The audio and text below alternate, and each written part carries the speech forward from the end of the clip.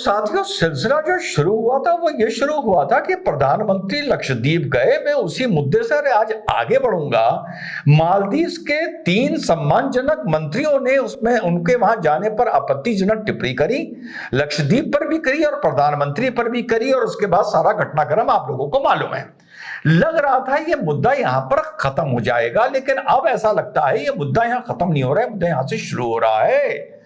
Strategically speaking, Bharat के भविष्य के हिसाब से हिंद महासागर में हमेशा बोलता हूं कि थर्ड वर्ल्ड वॉर अगर होगी तो वाटरवेज और इकोनॉमी की वजह से होगी। तो अब जो हाल में डेवलपमेंट हुआ है, जब मोहम्मद मुइज़्ज़ू जो मालदीव्स के प्रेसिडेंट हैं, जो वो चाइना के दौरे पर गए और वहां जाके उन्होंने जो बयान दिया है वो चौंकाने वाला है, चौंकाने वाला है। और हमें तो यकीन है और ऐसा है भी कि भारत अपनी कमर तो कस ही रहा है हिंद महासागर में, लेकिन मालदीव के राष्ट्रपति के बयान के इस बाद मामला ऐसा लग रहा है कि पानी अब सर पर आ रहा है और आने वाले इस वक्त में हिंद महासागर में बहुत तनाव भारत और चाइना के बीच में देखने को मिलेगा, और उसकी तैयारी भारत कैसे कर रहा है, आज इसी पर चर्चा करेंगे।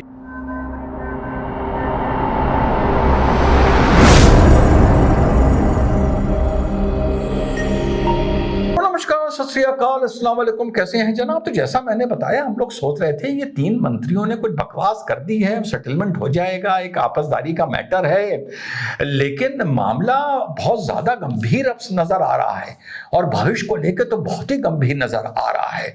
हुआ ये कि मालदीव के राष्ट्रपति साहब इसी विवाद के बीच में मोहम्मद मुइज़्ज़ू गए चाइना जाकर उन्होंने जो बयान दिया ये चौंकाने वाला है भारत के लिए।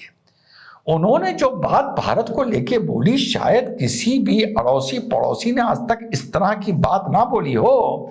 उन्होंने जाके बोला कि भारत के इन्फ्लुएंस के चलते, प्रभाव के चलते मालदीव्स की जो सॉवरेनिटी है वो खतरे में है।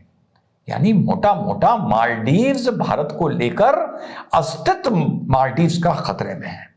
ये बहुत बड़ी बात है कि एक स्टेट का जो सार्क के भी मेंबर हैं वगैरह वगैरह वो इस तरीके की बात बोले। और इस पर चाइना ने मौके का चौका लगाते हुए कहा कि चाइना किसी भी तरीके से मालदीव्स में कोई भी इंडिया का या एक्सटर्नल इंटरफेरेंस बर्दाश्त नहीं करेगा। So this is something very new. 20 project छोटे बड़े मिला के इनके वहां पर साइन हुए हैं। जब इस चीज को हम आगे समझने की कोशिश करते हैं तो 3-4 दिन पहले आप लोगों ने एक रिपोर्ट पढ़ी होगी कि भारत सरकार ने लक्षद्वीप में एक नया एयरपोर्ट को सैंक्शन कर दिया है आइलैंड्स पर। इनको वहां की भाषा में मैलुकू आइलैंड्स भी बोला जाता है। बड़ी साधारण सी बात है, दिमाग में यही आया होगा कि टूरिज्म को बढ़ावा देने के लिए। तो जब हम लक्षद्वीप के मैप को देख रहे थे और कुछ अपनी बुद्धि लगा रहे थे, तो यार हमने देखा ये जो आइलैंड है, ये तो अभी जो वहां पर एयरपोर्ट है वो अगाटी पर है और वहीं पर ज्यादा कंसंट्रेशन है सारे आइलैंड्स का। जो ये मेकोनी, ये मेन एक तरह से जो मेन एरिया है लक्षद्वीप का, जहां पे लगभग सारे मेन आइलैंड्स हैं, उससे बहुत दूर है दक्षिण में।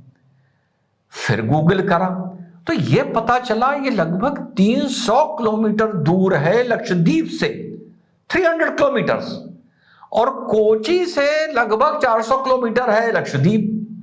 तो ये एक तरह से ट्रायंगल बना रहा है, आप लोग देख रहे हैं। तो हमने कहा गुरु ये बात तो समझ में नहीं आ रही, यहां आइलैंड का क्या मतलब है, क्योंकि वहां पर स्टीमर चलती हैं। अगर यहां पर क्राउड जाएगा, टूरिस्ट जाएगा, तो वो तो एक सीमित होकर जाएगा मैकनी आइलैंड में, या फिर इसके बाद वो स्टीमर से या सी प्लेन से या छोटे प्लेन से मेन आइलैंड में जाए टूरिज्म के लिए। तो हमने कहा भाई रिजवान अहमद ये बात समझ में नहीं आ रही, तो हम भी थोड़ी तहकीकात में लग गए। तो आप लोग जो ये लोकेशन देख रहे हैं, थोड़ा सा जब डिटेल में पढ़ा तो पता चला ये मिलिट्री बेस भी बनेगा, यहां पे ट्रांसपोर्ट प्लेन्स भी मिलिट्री के उतरेंगे, ये नेवल बेस भी बनेगा। हो दाल में काला है, मोदी जी ने बैटिंग शुरू कर दी है, फील्डिंग शुरू कर दी है। तो भैया कहा जा रहा है कि सिविल और मिलिट्री एयरपोर्ट होगा, और इतनी दूर तो भैया मोदी जी ने बैटिंग शुरू कर दी है, इसी का नाम है नरेंद्र मोदी। क्यों बैटिंग शुरू कर दी है? जब आप चाइना का 20 साल पुराना प्रोजेक्ट देखेंगे, कौन सा, द स्ट्रिंग ऑफ पर्ल्स का, कि कैसे वो छोटे छोटे राज्यों को, देशों को पहले सस्ता लोन देकर इंफ्रास्ट्रक्चर के नाम पर अपना गुलाम बना रहा है। जैसे म्यांमार हो गया, जैसे बांग्लादेश हो गया, जैसे श्रीलंका हो गया, जैसे मालदीव्स हो गया, जैसे फिर पाकिस्तान हो गया। इसको नाम दिया गया स्ट्रिंग ऑफ पर्ल्स का, भारत की चौतरफा घेराबंदी। तो साहब जो मैप में मैंने देखा, मैंने कहा ओहो मोदी जी ये शॉट लगा रहे हैं।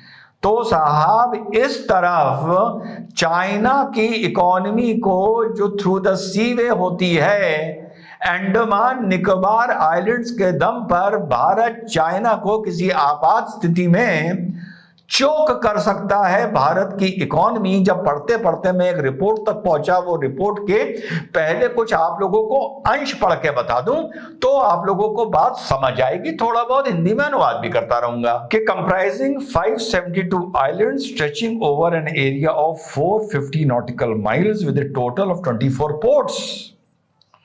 ANI assumes great significance in New Delhi's Indian Ocean region strategy. Additionally, it helps India to counter China's string of pearls. The northernmost point of the island chain is merely 22 nautical miles from Myanmar, and the southernmost point is only 90 nautical miles from Indonesia. Nearly 70,000 out of 120,000 ships sailing through the Indian Ocean pass through the Strait of Malacca. The strait is the heartbeat of China's operation, as 80% of its oil supplies pass through the strait. ये आप straight of Malacca देख रहे हैं। Indian ocean reason से 70,000 अगर ships निकलती है, 1,20,000 अगर शिप्स निकलती हैं तो 70,000 इसी स्ट्रेट के बीच से निकलती हैं। चाइना तक जो भी शिप पहुंचती है वो इंडियन ओशन होते हुए, स्ट्रेट ऑफ मलाका होते हुए, साउथ चाइना सी होते हुए चाइना तक पहुंचती है। और 80% उसकी गैस एंड एनर्जी जो चाइना तक पहुंचती है वो इसी रास्ते से पहुंचती है। In case of an escalating conflict, New Delhi can simply alienate the region. Andaman Nicobar island region में जो 2022 से लेकर जो नेवल एंड एयरफोर्स बेस तैयार किया जा रहा है, अगर कोई कॉन्फ्लिक्ट चाइना के साथ होता है तो इस पोर्शन को भारतीय वायुसेना और नौसेना ब्लॉक कर सकती है। China's hydrocarbon supply from the Middle East may come to a screeching halt. Long story short, controlling ANIs essentially means controlling China's economy. तो 2022 के बाद भारत ने अंडमान निकोबार में अपना नौसेना और वायुसेना यहां पर जमावड़ा बढ़ाना शुरू किया। और जैसा आप लोग मैप में देख रहे हैं कि भैया तुम्हारे लिए तो दूर है, हमारे लिए तो बगल में है, कब तक हमसे इधर लड़ोगे? तुम्हारी सारी शिप्स यहां से निकल के जाती हैं, तुम अपना स्ट्रिंग ऑफ पर्ल्स बनाओ, हम अपना उसका तोड़ निकालते हैं। तो ये था एक तोड़ तुम्हारी स्ट्रिंग ऑफ पर्ल्स में, एक बॉटलनेक या एक गांठ जो मैकेनिकल पर भारत ने नेवल बेस और एयरफोर्स बेस की घोषणा कर दी है। साथ में यह भी बोल दिया है कि यह सिविलियंस के लिए भी होगा ना। सिविलियंस अघाटी पर ही उतरेंगे, क्योंकि सिविलियंस अगर यहां उतर गए तो प्रभु वो मेन लैंड लक्षद्वीप तक, जहां मेन आइलैंड है लक्षद्वीप तक, वहां तक 300 माइल की जर्नी कैसे करेंगे? और ये बनेगी चाइना की दूसरी गांठ। दो बैरियर इंडियन ओशन के, एक बनने जा रहा है आइलैंड लक्षद्वीप और एक लगभग बन चुका है अंडमान और निकोबार। तुम इधर से निकलोगे तो उधर फंसोगे, उधर से निकलोगे तो इधर फंसोगे, और इधर से उधर जाने के लिए तुम्हें दो भारत की मोर्चाबंदी, एक अंडमान निकोबार पर, एक लक्षद्वीप पर, नेवल एंड एयरफोर्स तुम्हें पार करनी पड़ेगी।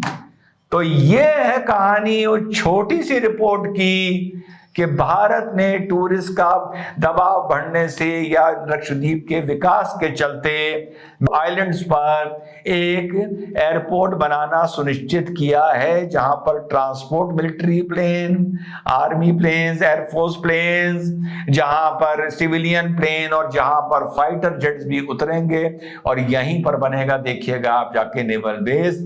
जैसे नॉर्थ में सड़कें बना बनाकर भारत अब बिल्कुल चाइना तक पहुंच गया है, जैसे BRI है, belt and road initiative China का, उसकी काट पहले 2021 से जो प्लान करी गई वो अंडमान निकोबार में करी गई, और 7 दिन पहले जो प्लान करी गई वो लक्षद्वीप के से करी गई।